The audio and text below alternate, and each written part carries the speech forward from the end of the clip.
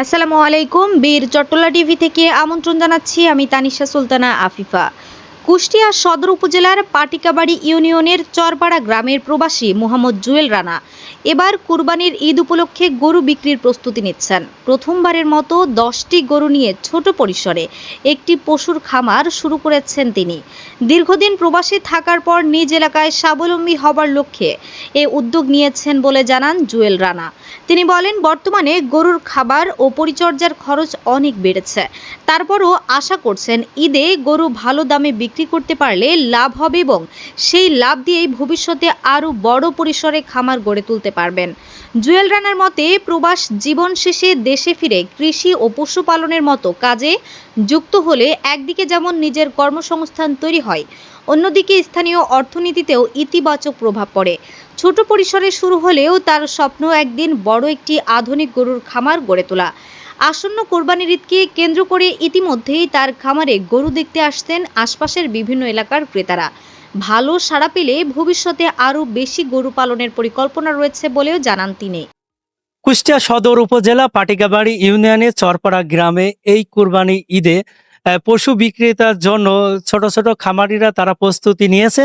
তো ইতিমধ্যে আমি এক খামারের সাথে কথা বলবো, যার খামার তিনি আছে, কেমন প্রস্তুতি নিয়েছে এই ঈদে আর কতটি গরু আছে, সার্বিক বিষয়ে জানবো এই ফার্মের মালিকের কাছ থেকে। আমার নাম মোহাম্মদ জুয়েল রানা।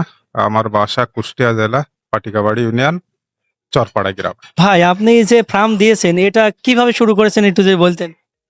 এটা এই তো স্বপ্ন থেকেই, মানে স্বপ্ন ছিল একটা যে ফার্ম দিব, তো ওই সেই থেকেই আস্তে আস্তে শুরু করা। তো সামনে দেখে আরো বাড়ানোর চিন্তা আছে, কি হয়। আপনার এই ফার্মে মোট এখন বর্তমান কতটি গরু আছে? এখন 10টা আছে। এক একটা গরুর ওজন মানে কয় মন করে হবে এটা যদি বলতেন। আসলে ওইভাবে তো বলা যায় না, কিছু কম আছে, ছোট বড় আছে। তো বড়গুলা 13-14 মন, ছোটগুলা দেখা যাচ্ছে 7 থেকে 8 মন, 10 মন। এক একটা এক এক রকম, বিভিন্ন রকমের আছে। আপনার এই যে গরু আছে এই সব গরুকে এই কুরবানি ঈদে কি বিক্রি করবেন কি? হ্যাঁ, 10টার ভিতর 9টা ছেড়ে দেওয়ার ইচ্ছা আছে। একটা রাখবো, একটা ছোট আছে বাছুর, ওইটা রেখে দেবো, বাকি 9টা সেল করে দেবো। আর আপনার এই ফার্ম আপনি কত বছর এটা করছেন? এটা এই তো 8-9 মাস, বেশি দিন না, 8-9 মাস হচ্ছে।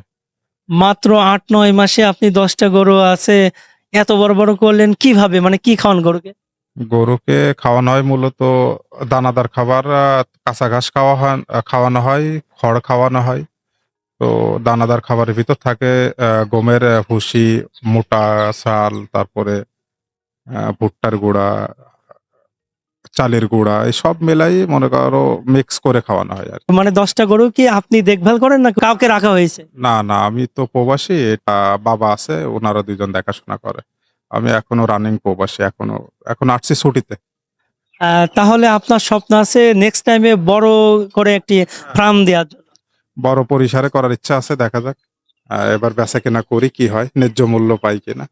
খাবারের তো অনেক দাম, এই মানে যদি লাভ না হয় তাহলে তো আর এটা করা যাবে না। এখন এই বছর তো আমরা ফার্স্ট, তো কোরবানিতে দেখি কি হয়। যদি খাবারের দাম না কমে আর যদি এইভাবে রাখে, তাহলে মনে হয় না আর সামনের দিকে আগানো যাবে। মানে যদি 2 পয়সা লাভ হয় তাহলে করবা, যদি লাভ না হয় তাহলে তো আর করা সম্ভব না, কারণ খাবারের দাম অনেক বেশি। মানে তুলনামূলকভাবে লাভ করাটাই কষ্ট এখন। অনেক ক্ষেত্রে অনেক খামারির লসও হচ্ছে, ছোট ছোট খামারি যারা, তাদের লস হচ্ছে। এখন আমরা তো ফার্স্ট টাইম, দেখা যাক নেক্সট টাইমে কোরবানিতে সেল করার পরে আমরা চিন্তা ভাবনা করব যে কি করা যায় কিনা। যদি সেরকম প্রফিট আসে তাহলে হয়তো কন্টিনিউ করবো, আরো বড় করার ইচ্ছা আছে। কুষ্টিয়া জেলা পাটিকাবাড়ি চরপাড়া গ্রামে জুয়েল ভাইয়ের ফার্ম থেকে গরুর সম্পর্কে আপনাকে বিস্তারিত জানালাম। তিনি বলছে যদি পরবর্তীতে গরু যদি লাভ হয় এই ঈদে যদি বিক্রি করলে, তাহলে পরবর্তীতে উনি বড় আকারে ফার্ম দেবে, এই কথাই উনি আমাকে জানাইছেন। তো চরপাড়া গ্রাম থেকে মোহাম্মদ আজাদ হোসেন, বীর Chattala TV. HM Expert B500 CWR স্বাধীনতার সুবর্ণ জয়ন্তীতে নতুন বাংলাদেশ গড়ার প্রত্যয়। HM Steel।